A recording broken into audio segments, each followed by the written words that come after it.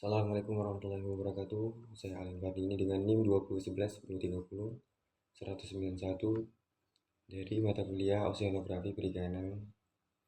Ingin mengikuti ujian tentang mengapa kajian biologi reproduksi perlu diperhitungkan dalam mengelola sumber daya perikanan, dikarenakan sumber daya perikanan adalah segala macam yang menjadi masukan yang berguna sehingga kegiatan perikanan terjadi.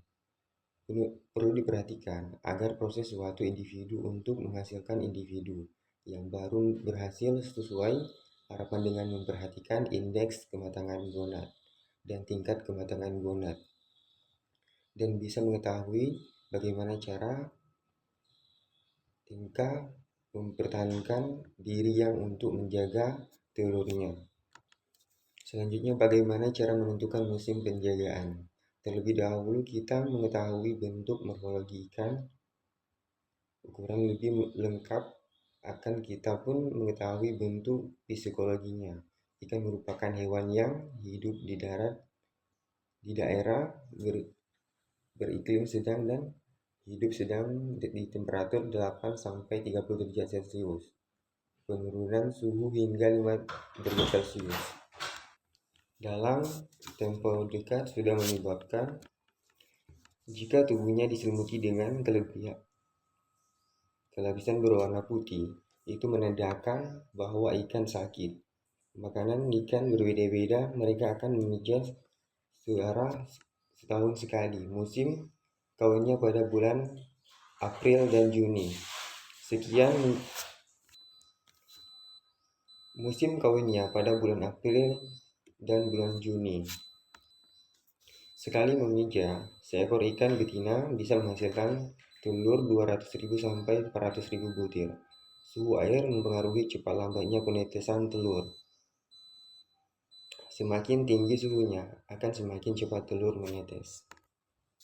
Selanjutnya nomor 3, banyak spesies ikan bermigrasi pada skala waktu yang berjarak dari hari hingga tahun. Dan selanjutnya nomor 3, banyak spesies ikan bermigrasi pada skala waktu yang berjarak dari hari hingga tahun dan melalui jarak dari yang hanya beberapa meter hingga ribuan meter. Ikan melakukan migrasi berdasarkan perubahan siang malam, dan migrasi menentukan kemampuan adaptasi yang tinggi. Selanjutnya nomor 4, apakah perubahan faktor fisik dan kimia laut dapat mempengaruhi pola migrasi ikan? Selanjutnya nomor 4, apakah perubahan faktor fisik dan kimia laut dapat mempengaruhi pada migrasi ikan? Mungkin bisa, karena pola suhu dapat mempengaruhi oleh faktor antropogen atau yang disebabkan oleh aktivitas manusia, seperti limbah panas yang dapat menghambat pergerakan atau perkembangan ikan jika di aliran laut yang akan dilakukan ikan untuk migrasi. Oleh faktor fisiknya 4, kimia, kemungkinan besar ikan tersebut setelah bermigrasi akan mati. Terakhir nomor 5, bagaimana strategi adaptasi ikan terhadap perubahan kondisi lingkungan laut yang mungkin terjadi. Contohnya pemanasan global atau perubahan iklim.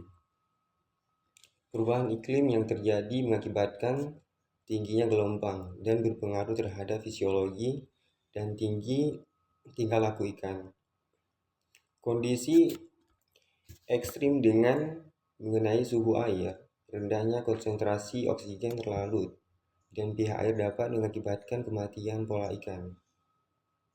Jika suhu optimal, maka tingkat memiliki metabolisme optimal yang berdampak baik pada pertumbuhan dan perkembangan bobot ikan. Sekian saya terima.